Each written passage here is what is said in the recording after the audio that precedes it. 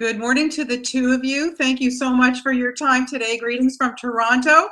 Megan, let's just start with you. Congratulations, season 2. This series is so much fun. It's so wonderful. And now we've got the gang, most of the gang back in the office. What was your approach in writing this season? How did COVID really affect you in maybe in how you wrote the series, looking at it for season 2? Well, I think like most people, COVID affected literally everything, every facet of our lives. Yeah. We originally wrote the second season way back in November. We started in November of 2019, and we were starting to shoot the season in March of 2020. We got 1 week into shooting, and we had to shut down. Yes. Our first episode, as we devised it, was the gang all going to E3, which then, of course, as we well know, never happened. So we had to completely rethink, think the rest of the season, rewrite it completely.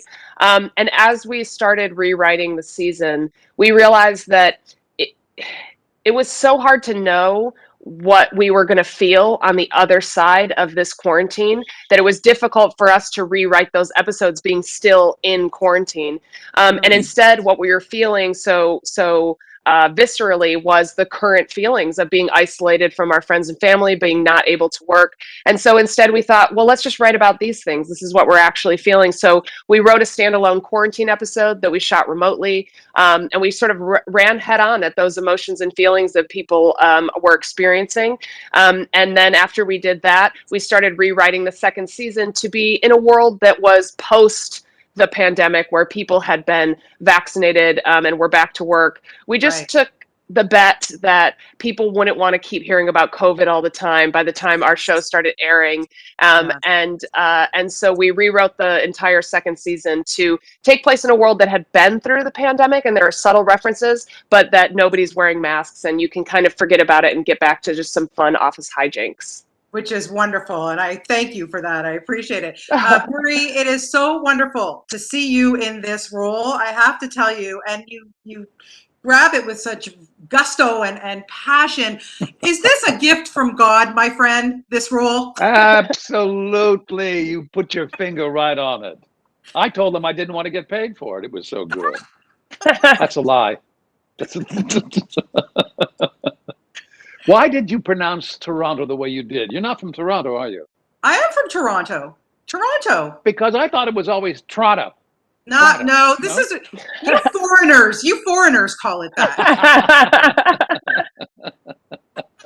I like Toronto. I've worked up there a lot. Yes, you have. Yes, and you're all welcome back when the borders are open. But Maria, I do have to ask you about playing this guy, because to me there's so much passion there. What do you love most about him?